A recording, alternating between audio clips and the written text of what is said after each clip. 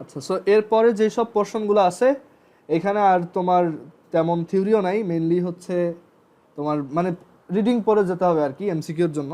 তো industrial gas pollutants একটা portion আছে বইতে, ইন্ডাস্ট্রিয়াল গ্যাস পলিউটেন্টস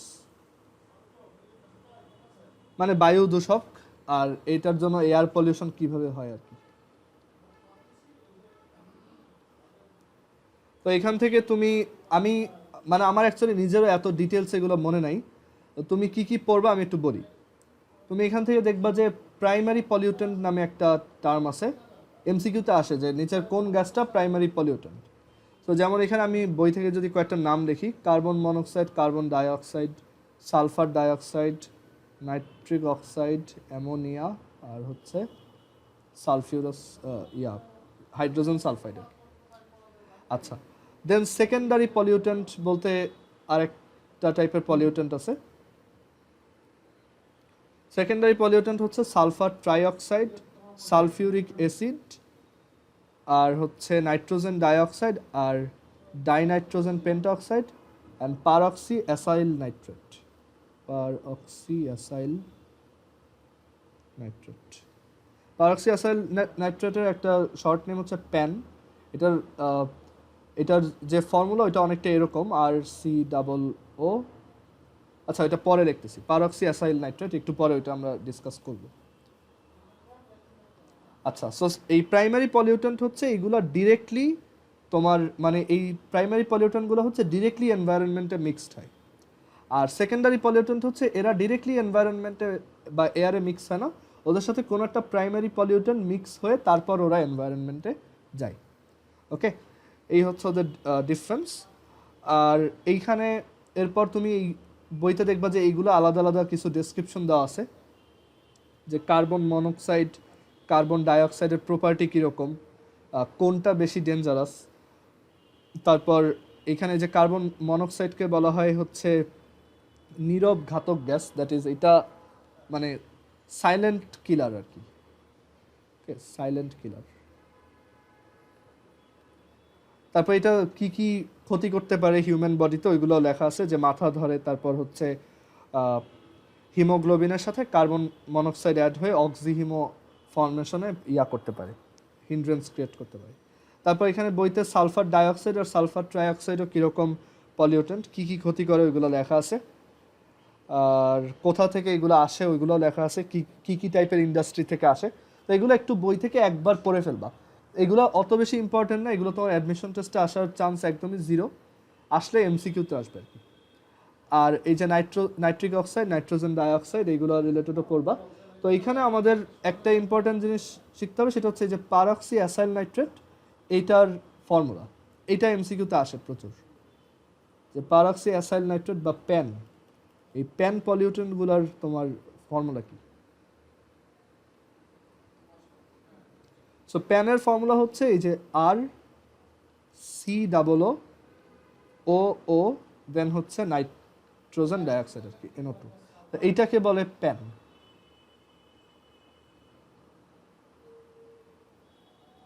ক্লিয়ার? আর এখানে আরও কয়েকটা টার্ম আমরা শিখব। একটা হচ্ছে স্মোক। স্মোক, ওকে। এই প্যান যারা আছে তারা হচ্ছে অ্যাটমসফিয়ারের সাথে মিক্স হয়ে ফটোকেমিক্যাল স্মোক ফর্ম করে, ফটোকেমিক্যাল স্মোক। তো এই স্মোক মানে কি? স্মোক মানে হচ্ছে, স্মোক অ্যাকচুয়ালি দুইটা ওয়ার্ডের একটা কনক্যাটিনেশন আর কি, যে স্মোক হচ্ছে স্মোক প্লাস ফগ, মানে ফগই স্মোক যদি হয় সেটাকে আমরা স্মোক বলি। আর এইটার কিছু খারাপ দিক আছে, এগুলো একটু বই থেকে দেখতে হবে। আর এরপর তোমরা অনেকবার যে টপিকটা পড়ছো সেটা হচ্ছে গ্রিন হাউস ইফেক্ট, তো ওইটাও বইতে, ওইটার উপর একটা আর্টিকেল আছে, ওইটাও পড়বা, গ্রিন হাউস ইফেক্ট। এখান থেকে কোশ্চেন আসে যে কোন গ্রিন হাউস গ্যাসটা সবচেয়ে ডেঞ্জারাস, তারপর মেইন গ্রিন হাউস গ্যাস কোনটা, কার পার্সেন্টেজ কেমন। তো এইটা বইতে একটা চার্ট দেওয়া আছে, যে কার্বন ডাইঅক্সাইড গ্যাস হচ্ছে মেইন গ্রিন হাউস গ্যাস, এটা হচ্ছে মেইন গ্যাস, কারণ তার অ্যাটমসফিয়ারে অ্যামাউন্ট হচ্ছে 49%, আর তার গ্রিন হাউস যে ইফেক্ট সেটা হচ্ছে, সেটাকে আমরা একটা স্কেলিং যদি করি, সেই স্কেলিংয়ে 1 নাম্বার, মানে 1। আচ্ছা, বাট মেইন গ্যাস কেন? কারণ ও সবচেয়ে বেশি। ওকে, আচ্ছা, এরপর কার্বন ডাইঅক্সাইডের পরে আসে মিথেন। মিথেন হচ্ছে 18% তার অ্যাটমসফিয়ারে অ্যামাউন্ট, বাট তার স্কেল হচ্ছে 23। দ্যাট ইজ কার্বন ডাইঅক্সাইড যদি 1 স্কেলে হার্মফুল হয়, মিথেন হচ্ছে তার 23 টাইমস। তারপর এই N2O, এইটার অ্যামাউন্ট হচ্ছে 6%, বাট এইটার স্কেল হচ্ছে 270, মানে হিউজ, মানে অনেক বেশি হার্মফুল। তারপর হচ্ছে সিএফসি গ্যাস, ক্লোরোফ্লোরোকার্বন, এটা হচ্ছে 14% অ্যামাউন্ট অ্যাটমসফিয়ারে, আর এটার স্কেল হচ্ছে 10,000, সবচেয়ে বেশি। ওকে, তারপর হচ্ছে ওজোন গ্যাস, এটা 8%, এটার ইফেক্ট হচ্ছে 10, স্কেলটা হচ্ছে 10। আর ওয়াটার ভেপার হচ্ছে খুবই অল্প, মানে অলমোস্ট 0%-এর কাছাকাছি, আর এইটার স্কেলটা হচ্ছে 5 টাইমস লেস, দ্যাট ইজ 1/5, মানে এটা সবচেয়ে কম। আচ্ছা, তো এখন এখানে মেইন হচ্ছে কার্বন ডাইঅক্সাইড, আর সবচেয়ে হার্মফুল হচ্ছে সিএফসি, ক্লোরোফ্লোরোকার্বন। আর এই তোমরা তো গ্রিন হাউসের আন্ডারলাইং আইডিয়াটা জানো, যে এটা হচ্ছে অ্যাকচুয়ালি এই যে গ্যাসগুলো, ওরা হচ্ছে হিটটাকে অ্যাবজর্ব করে রেখে দেয়, মানে ওইটা অ্যাটমসফিয়ারে থেকে যায়, ওইটা আর রিলিজ হয় না। তো এই হচ্ছে গ্রিন হাউস ইফেক্টের আইডিয়া, বই থেকে একটু পড়বা। আর এখানে আরেকটা জিনিস একটু মাথায় রাখবা, যে নাইট্রোজেন, হাইড্রোজেন আর অক্সিজেন, ওদের কোনো গ্রিন হাউস ইফেক্ট নাই, মানে ওরা পারফেক্টলি ফাইন, ওদের জন্য টেম্পারেচার ইনক্রিজ হয় না।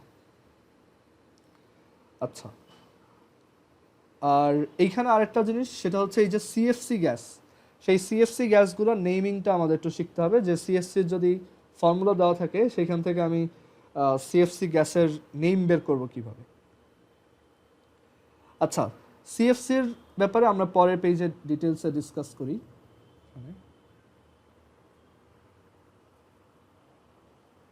সিএফসি ফুল ফর্ম হচ্ছে ক্লোরোফ্লোরোকার্বন।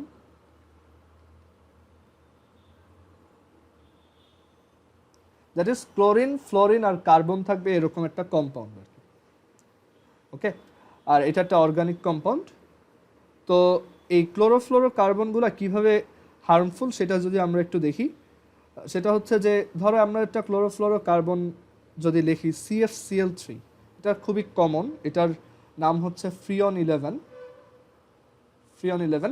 তো এই CFCl3গুলা যখন অ্যাটমসফিয়ারে থাকে, সেইগুলো মানে অ্যাটমসফিয়ারে যখন টেম্পারেচার রেইজ হয় সানলাইটের যে ইউভি রে আছে সেটার জন্য, তখন এখান থেকে ক্লোরিনের ফ্রি রেডিক্যাল প্রডিউসড হয় আর কি।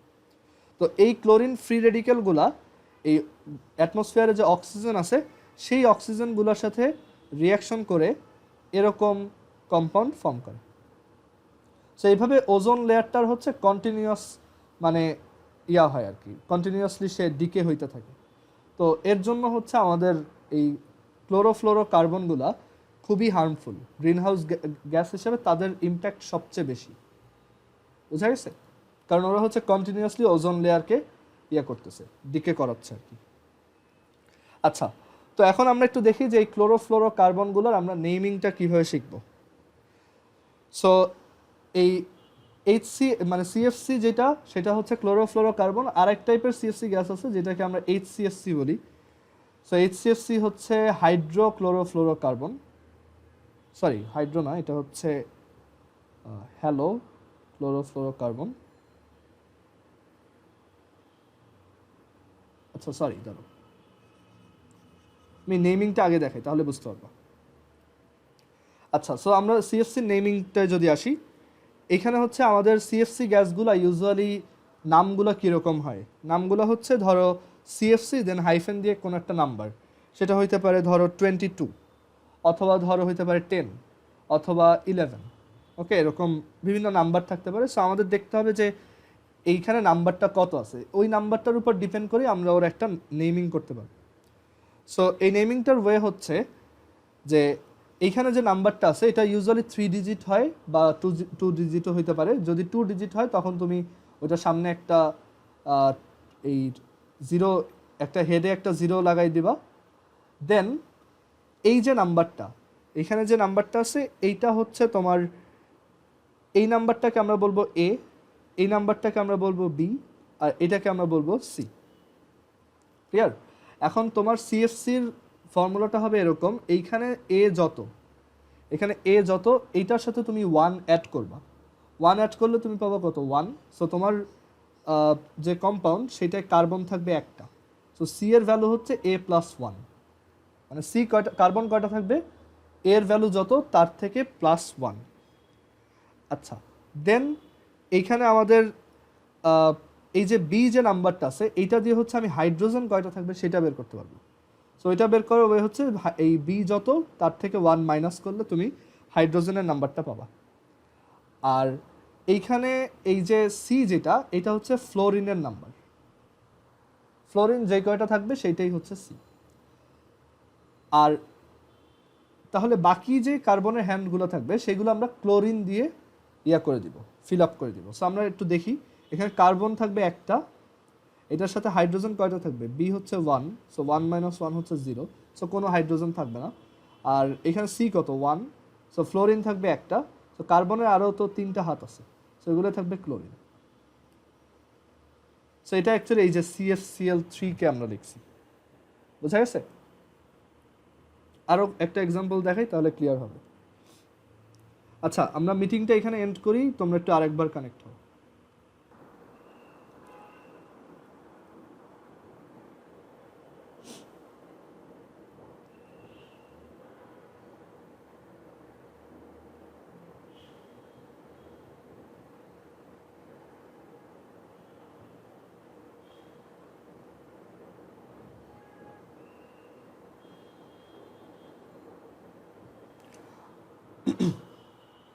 আচ্ছা, সো এখানে আমরা একটা নেমিং দেখলাম। দেন আরেকটা যদি ট্রাই করি, ধরো আমরা যদি উল্টাটা ট্রাই করি, যে আমাদের একটা তোমার কম্পাউন্ড এরকম দেওয়া, সেখান থেকে আমরা ওইটার নাম লিখব। তো এটার নাম কীভাবে লিখি দেখো, আমরা জানি কার্বন হচ্ছে এ প্লাস 1, সো কার্বন আছে এখানে একটা, সো এর ভ্যালু হচ্ছে এবার 1 মাইনাস 1 উইচ ইজ 0।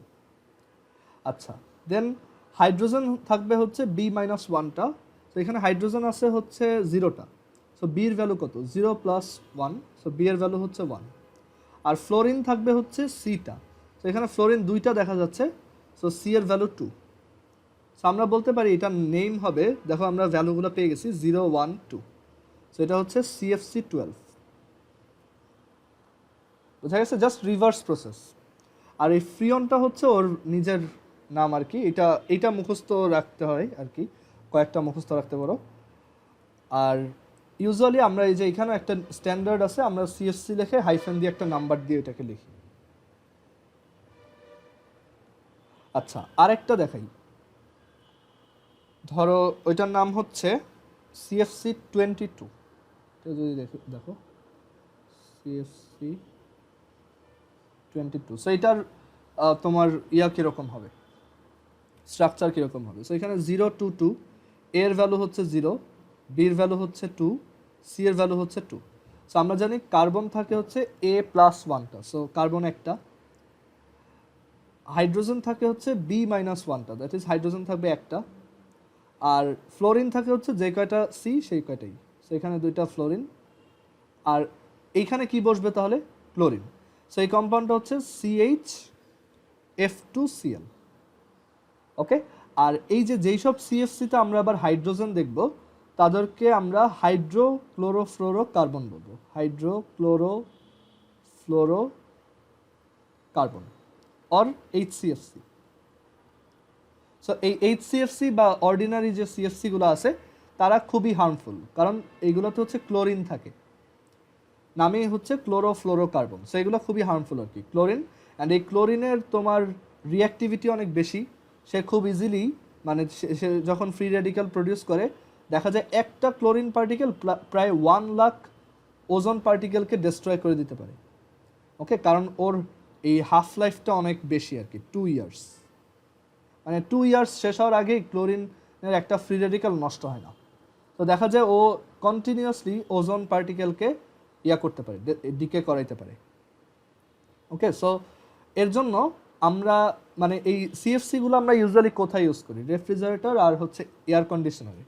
সো এর জন্য যেটা এখন যে ইকো ফ্রেন্ডলি বা এনভায়রনমেন্ট ফ্রেন্ডলি যেসব এয়ার কন্ডিশনারগুলো বের হচ্ছে সেইগুলোতে আমরা সিএফসি আর এইচসিএফসি আর ইউজ করি না, সেইগুলোতে আমরা ইউজ করি হচ্ছে এইচএফসি, দ্যাট ইজ শুধু হাইড্রোফ্লোরোকার্বন, দ্যাট ইজ এইগুলোয় আর তোমার ওই ক্লোরিনটা নাই।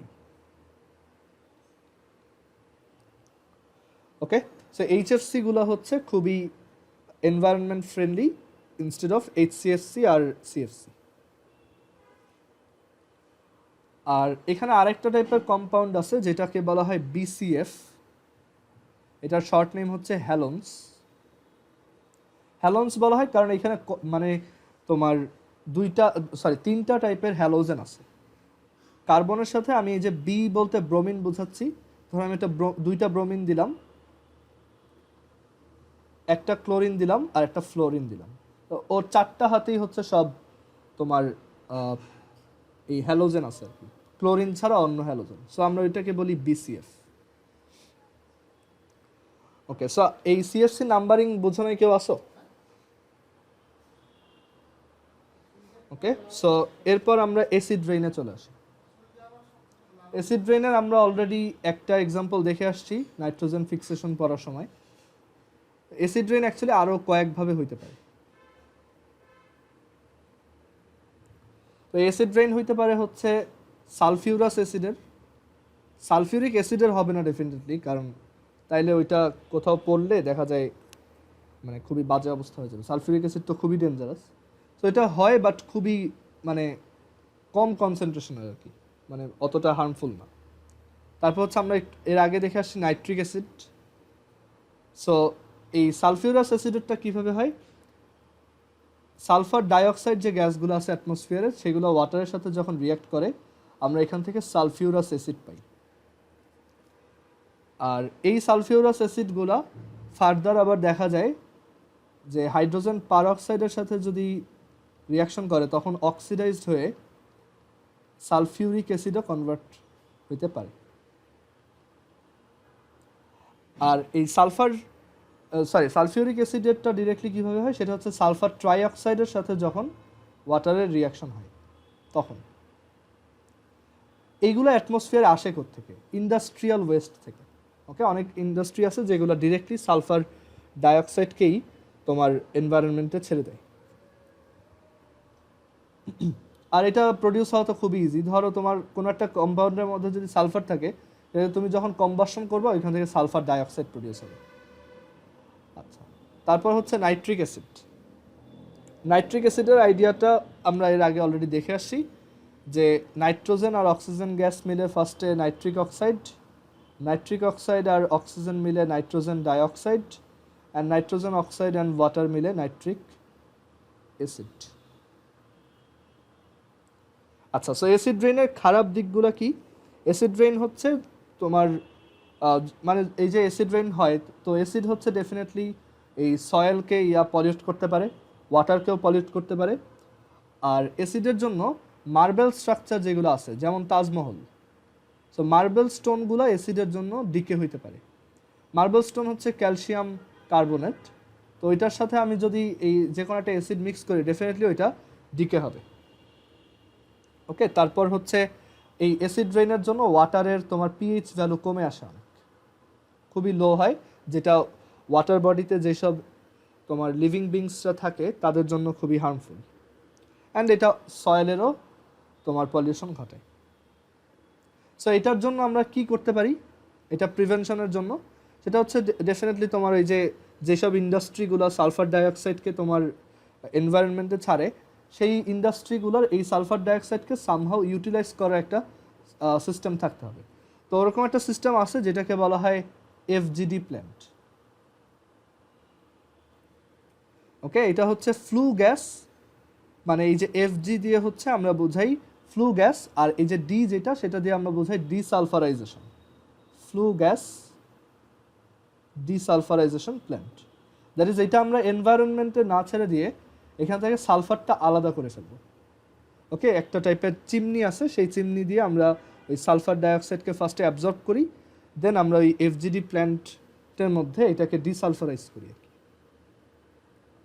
সো এগুলার তুমি রিয়াকশন চাইলে মুখস্থ রাখতে পারো, বাট অত ইম্পর্টেন্ট না। আর তাছাড়া যদি অ্যাসিড রেইন হয় তখন অ্যাকচুয়ালি ওয়াটারে বা সয়েলে এই ক্যালসিয়াম কার্বনেট বা চুনা পাথর এগুলা মিক্স করতে হবে আর কি ওয়াটার বা সয়েলের সাথে, যাতে ওই পিএইচ লেভেলটা আবার নর্মাল লেভেলে আসে।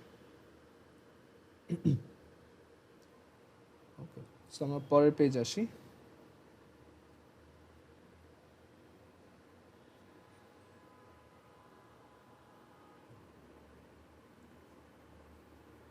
আচ্ছা, তো এখন এই চ্যাপ্টারে একটা ইম্পর্টেন্ট পোর্শন আমরা আসছি, সেটা হচ্ছে acid base theory. To wait, acid base theory. So acid base theory আমরা 9-10 পর্যন্ত অ্যাসিড আর বেসের একটা ডেফিনেশন জানতাম।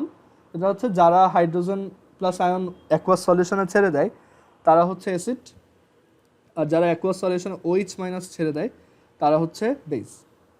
বাট দেখা যায় অ্যাকচুয়ালি এছাড়াও আরও অন্যান্য কম্পাউন্ড আছে যারা অ্যাসিড বা বেজের মতো অ্যাক্ট করতে পারে।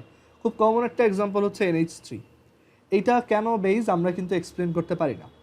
ক্যালসিয়াম অক্সাইড, তারপর এরকম আরও অনেক এক্সাম্পল দেওয়া যায়। কার্বন ডাইঅক্সাইড কেন অ্যাসিডিক। সো আমরা এইটার জন্য অ্যাসিড বেজের 3টা থিওরি পড়ব। একটা হচ্ছে অ্যারেনিয়াস থিওরি। অ্যারেনিয়াসের নাম তোমরা ওই যে চ্যাপ্টার 4-এ পড়ছো কেমিক্যাল চেঞ্জে, অ্যারেনিয়াস থিওরি। তারপর হচ্ছে Brønsted লাউরি theory.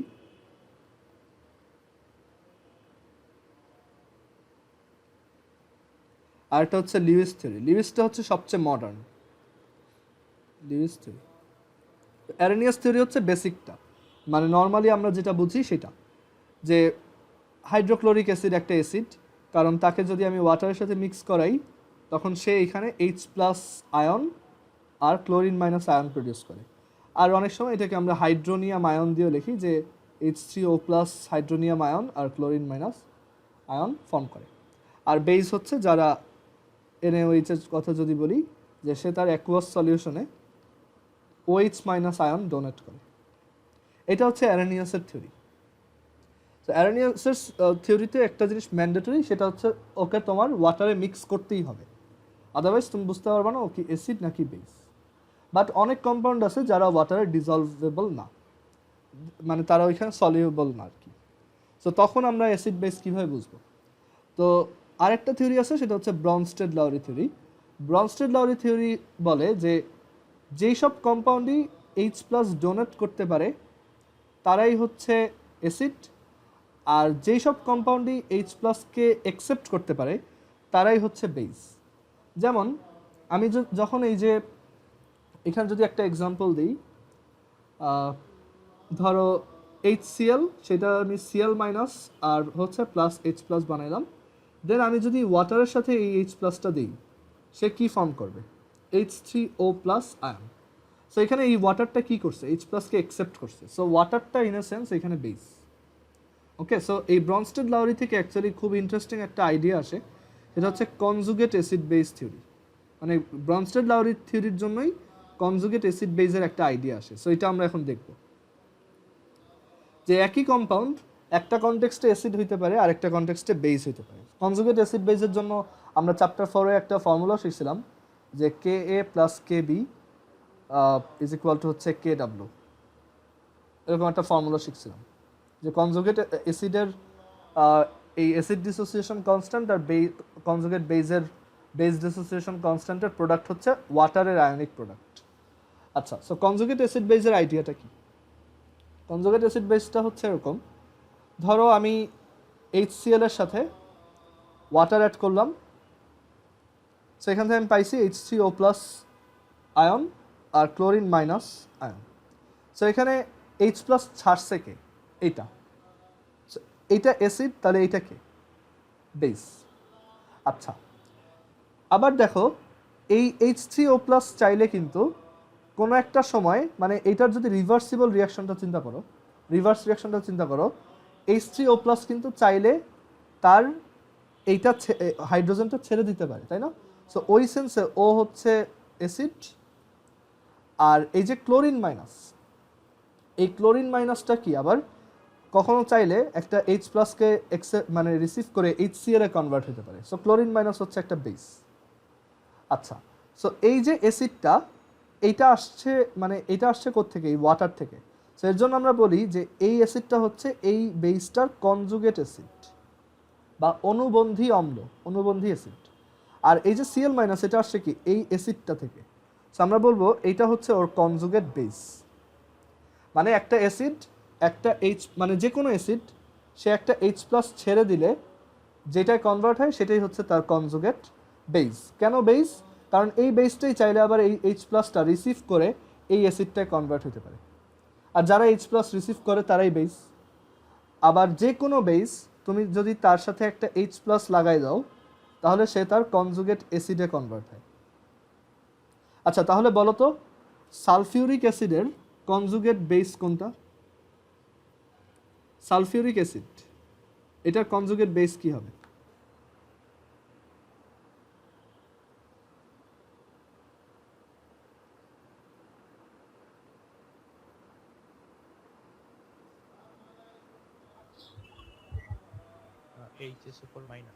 HSO4 minus. Good. আর এইটার কনজুগেট অ্যাসিড কি হবে বলতে পারবা? সালফিউরিক অ্যাসিডের কনজুগেট অ্যাসিড, আচ্ছা ওইটা অ্যাকচুয়ালি হয় না, সরি, কারণ H3SO4 কখনোই পসিবল না। আচ্ছা, এখন ধরো এইটার মানে এইটা এইখানে এই কনটেক্সটে এটা হচ্ছে একটা অ্যাসিড, এটা হচ্ছে একটা কনজুগেট বেস। মানে এই সালফিউরিক অ্যাসিডের কাছে HSO4 একটা বেজের মতোই। ওকে, আচ্ছা, বাট এইটা আবার ধরো অন্য একটা কনটেক্সটে নিজে একটা অ্যাসিডের মতো কাজ করতে পারে। যেমন এটাকে তুমি যদি ওয়াটারের সাথে কম্পেয়ার করো, ডেফিনেটলি ওয়াটার থেকে তো HSO4 ডেফিনেটলি একটা ভালো অ্যাসিড। সো এইটার কনজুগেট বেস কি হবে বলতে পারবা? মানে এইটা নিজে যদি একটা অ্যাসিড হয় তখন এইটার কনজুগেট বেস কি হবে?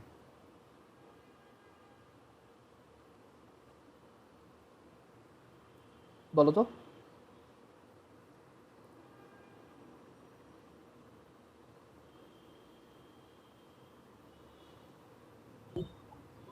SO4 2 minus. SO4 2 minus. SO4 2 minus.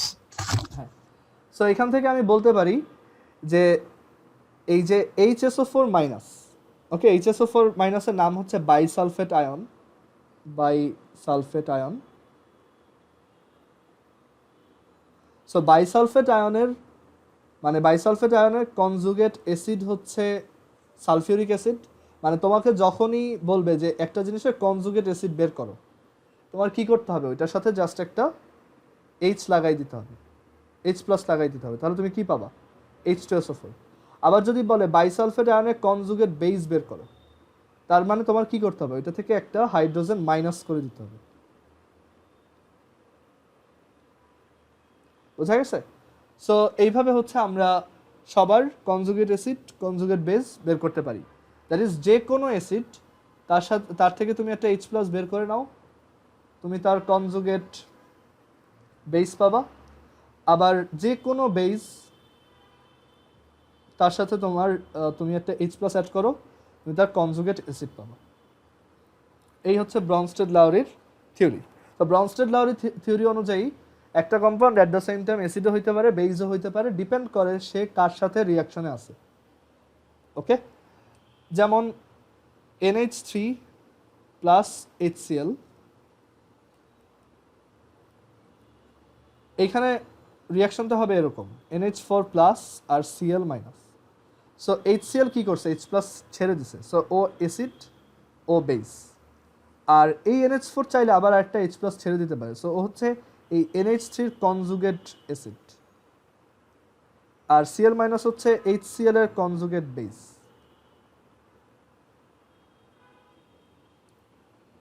ওকে, আচ্ছা, সো ব্রনস্টেড-লাউরি থিওরিটা বোঝা গেছে আই হোপ। তো এরপর আমরা দেখব সবচেয়ে মডার্ন যেটা লিউইস থিওরি। লিউইস থিওরিতে অ্যাসিড বেজের ডেফিনেশন সবচেয়ে ইজি। দেখো,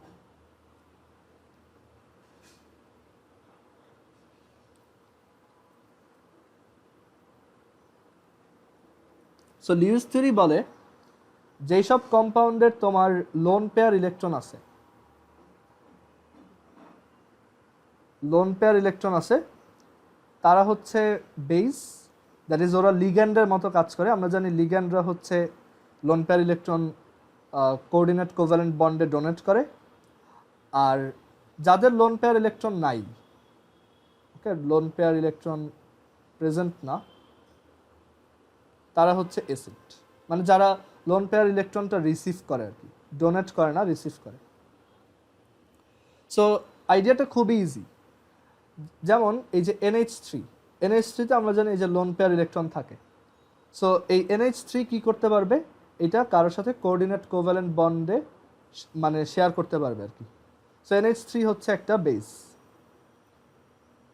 অর লিগ্যান্ড। আর এই যে H+ যে এটাকে অ্যাকসেপ্ট করছে, সে এই সেন্সে একটা অ্যাসিড। বোঝা গেছে? তারপর আরও একটা এক্সাম্পল যদি দেখাই, ধরো এটা ধরো BF3 আর হচ্ছে NH3। ধরো BF3 আর NH3 এর রিয়াকশনে কি হয়, এরকম একটা কম্পাউন্ড ফর্ম হয় আর কি, BF NH. আচ্ছা, এই কম্পাউন্ডটা ফর্ম কিভাবে হয়, আর এখানে কে অ্যাসিড কে বেস। তো এই BF3 স্ট্রাকচার হচ্ছে এরকম, এখানে বোরনের হচ্ছে অক্টেট তোমার কন্ট্রাকশন হয়েছে, কারণ দেখো তার চারপাশে 6টা ইলেকট্রন আছে, লোন পেয়ার তো নাই, উল্টা তার একটা শর্টেজ রয়ে গেছে। আর NH3 হচ্ছে লোন পেয়ার ইলেকট্রন আছে। সো এই NH3 যেটা, সে ওর সাথে একটা কোঅর্ডিনেট কোভ্যালেন্ট বন্ড ফর্ম করতে পারে এইভাবে।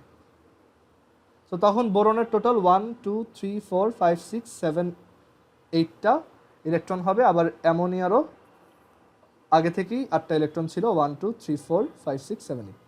সো এখানে একটা কোঅর্ডিনেট কোভ্যালেন্ট বন্ড হচ্ছে। সো এইটা কি আমাদের লিগ্যান্ড, আর যে লিগ্যান্ড সেই কি বেজ বা ক্ষার, আর এটা কি আমাদের অ্যাসিড। সো BF3 হচ্ছে অ্যাকচুয়ালি একটা লুইস অ্যাসিড।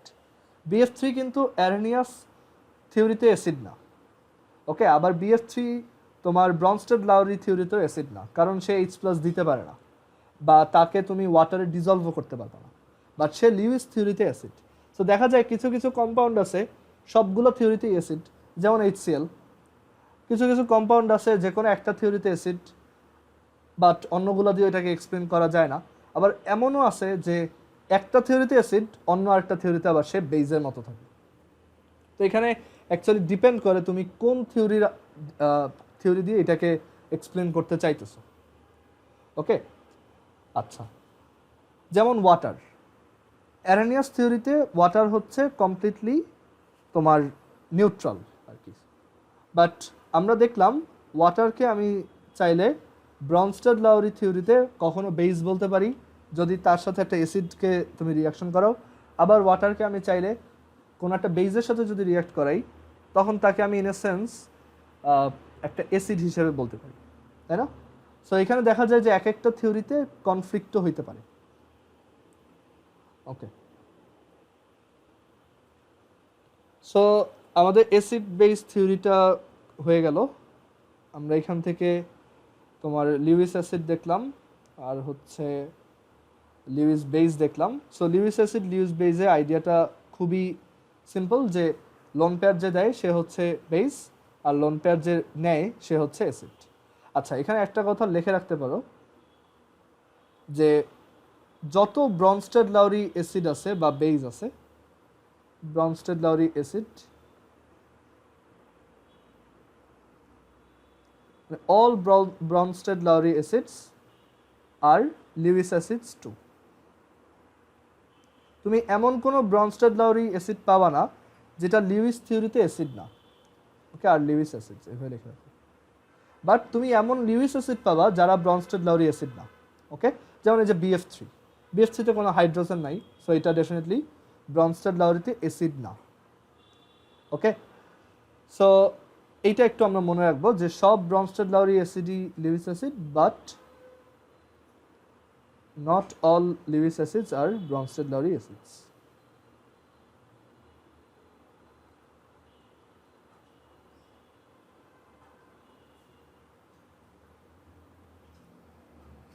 আমরা আরও একটা এক্সাম্পল দেখতে পারি, যেমন দাঁড়াও পরে পেজে আসি। আমরা যেমন ওই যে যখন কমপ্লেক্স আয়ন পড়ছিলাম, টেট্রামিন কপার 2+ একটা কমপ্লেক্স আয়ন ছিল, যে কপার 2+ আর এখানে হচ্ছে টেট্রাঅ্যামিন। তো এটা স্ট্রাকচার যদি তোমার মনে থাকে যে এটা অ্যাকচুয়ালি এরকম 4টা কোঅর্ডিনেট কোভ্যালেন্ট বন্ড ফর্ম করে, এরকম ছিল।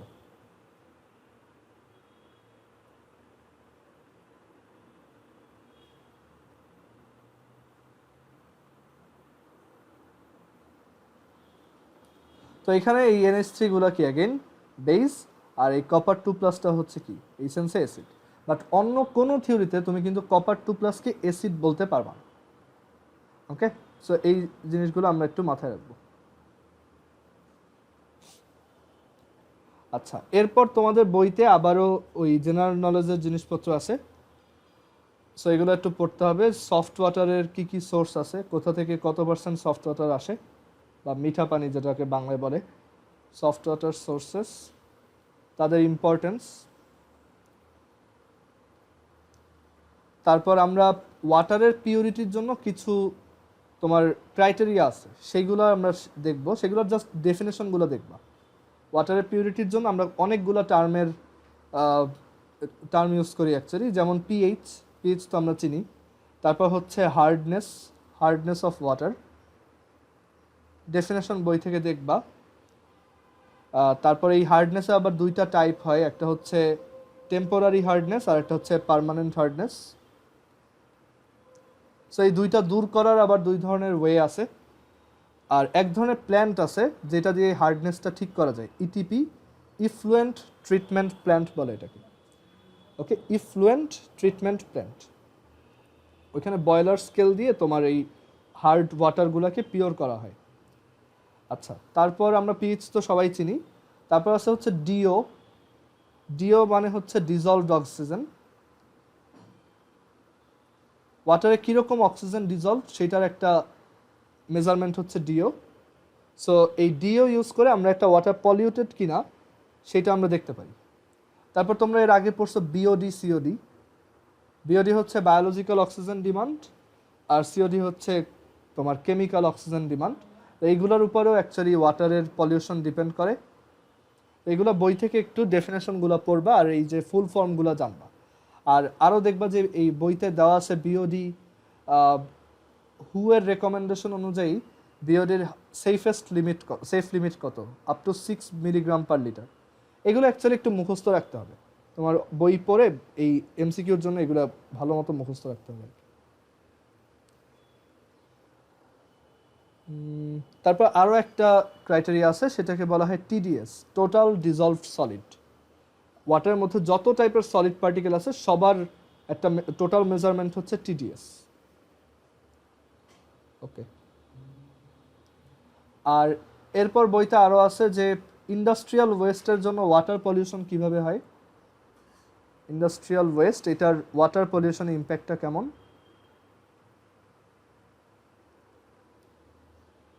সো এটা পড়বা। আর ওইখানে ওই যে ওয়াটার, আমি যে একটু আগে একটা টার্ম বলছিলাম ইটিপি, তুমি এই ওয়াটার পলিউশনে দেখবা ইটিপি নিয়ে ডিসকাস করছে। ইটিপি হচ্ছে ইফ্লুয়েন্ট ট্রিটমেন্ট প্ল্যান্ট। ওকে, এটা দিয়ে হচ্ছে পলিউটেড ওয়াটারকে পিউরিফাই করা যায়, বা এই ইন্ডাস্ট্রিগুলা যে পলিউটেড যে কেমিক্যালগুলা করে সেইগুলা মানে ওয়াটার বডিতে রিলিজ না করে ইটিপি দিয়ে ওইটাকে আবার ইউটিলাইজ করা যায়, মানে ওইটাকে পিউরিফাই করে আবার ইউজ করা যায়, একটা রিসাইক্লিং মেকানিজম।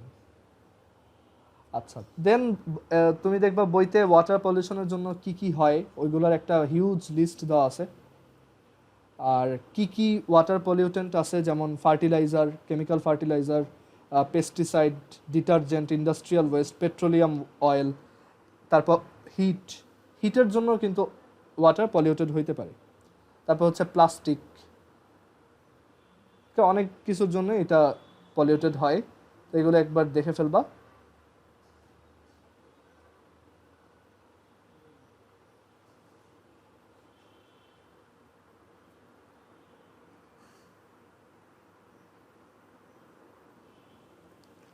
আর এরপর আছে এই তোমার ওয়াটারের যে বিভিন্ন টাইপের পলিউশন তার মধ্যে সবচেয়ে ডেঞ্জারাস যেটা সেটা হচ্ছে আর্সেনিক ইফেক্ট। তো এই আর্সেনিক ইফেক্টের জন্য কি কি হইতে পারে, বা আমরা যে মানে এই যে এত টাইপের এনভায়রনমেন্ট পলিউশন, এগুলোর জন্য কিন্তু আমাদের ফুড চেইন এগুলো সব কিছুই তোমার মানে এফেক্টেড হচ্ছে, তাই না? সো আমাদের ফুড চেইনেও দেখা যায় অনেক সময় হেভি মেটাল চলে আসতে পারে, যেমন ক্যাডমিয়াম, তারপর আর্সেনিক ওয়াটার খাইলে তোমার বডিতেও আর্সেনিক আসবে, তারপর ক্রোমিয়াম, লিড। সো এইগুলোর বিভিন্ন তোমার হার্মফুল ইফেক্টস আছে, যেমন এগুলোর জন্য ক্যান্সার হইতে পারে, তারপর তোমার স্কিন ডিজিজ হইতে পারে, তোমার একটা পার্মানেন্ট নার্ভাস ডিসঅর্ডার হয়ে যেতে পারে। সো এগুলো একটু বই থেকে দেখতে হবে যে কিসের জন্য কি হইতে পারে, স্কিন ডিজিজগুলো কীরকম, এটসেট্রা। তারপর ক্রোমিয়ামের জন্য তোমার বডিতে কি কি ক্ষতি হইতে পারে, তারপর আরও বিভিন্ন আর কি, এগুলো রিলেটেড বইতে অনেক ডিসকাশন আছে। তো আমি বলবো একটু এমসিকিউর জন্য সবগুলো জাস্ট একবার রিডিং পড়ে ফেলবো, তাহলেই মনে থাকবে। সো এই চ্যাপ্টারটার লাস্টের পোর্শনটা অ্যাকচুয়ালি এরকমই, দ্যাট ইজ তোমার এইগুলাকে একটু রিডিং পড়ার মতোই পড়তে হবে। আর এগুলার আবার মানে এগুলার ইউজেস কীভাবে কমানো যায় সেইগুলোর ওয়েগুলোও বইতে দেওয়া আছে, যে আমরা কিভাবে এই জিনিসগুলো কমায় আনতে পারি। এখানে আরও অনেক মেটাল আছে, নিকেল, তারপর সিলভার, ওকে, এগুলো কীভাবে কমানো যায় আর কি। আচ্ছা, সো আমাদের এই চ্যাপ্টারে যা যা ছিল, আমাদের এই চ্যাপ্টার শেষ, অ্যান্ড হোপফুলি আমাদের সব সিলেবাসও শেষ। তোমাদের হচ্ছে আজকে লাস্ট এই ক্লাস ছিল। তো আমি ওই যে বলছিলাম তোমরা এরপর নেক্সট কীভাবে কী পড়বা ওইগুলো আমি একটু বলে দিব। তো আজকে 10:30টার সময়, আমার অ্যাকচুয়ালি খুবই টাইট শিডিউল আর কি, তোমাদের তো প্রায় 7-8 দিন পরে ক্লাস নিলাম মনে হয়। তো আমার হচ্ছে সকাল 8টা থেকে দেখা যায় এভরিডেই 5 PM পর্যন্ত ক্লাস থাকেই, মাঝখানে হয়তো 2 আওয়ার্সের ব্রেক পাই। আর এর জন্য অ্যাকচুয়ালি তোমাদের পড়াইতে পারতেছিলাম না এই কদিন। তো তোমরা আজকে আবার আমার হচ্ছে 8টা থেকে 10টা একটু বাইরে থাকা লাগে, তো 10:30টার সময় আমি ফ্রি। ওকে, সো সবাই একটু 10:30টার সময় জয়েন হয়েও, আমি মানে 2-3 আওয়ার্স একটু ফ্রিলি ডিসকাশন করব তোমরা কিভাবে কি পড়বা সামনে, কোন কোন টপিক কোন বই থেকে পড়া উচিত, বা অ্যাডমিশন টাইমে তোমার তো সব পড়ার অ্যাকচুয়ালি টাইম থাকবে না, তো কী পড়বা মেইনলি আর কীভাবে পড়বা, প্র্যাকটিস কীভাবে করবো, এগুলো আমি বলে দিব। তো সবাই একটু এই সেম লিঙ্কে 10:30টার সময় আবার জয়েন হবে। ওকে, আর আমি ভিডিও আপলোড করে দিব। ওকে, আল্লাহ হাফিজ। আমার আবার এখন আরেকটা ল্যাব আছে।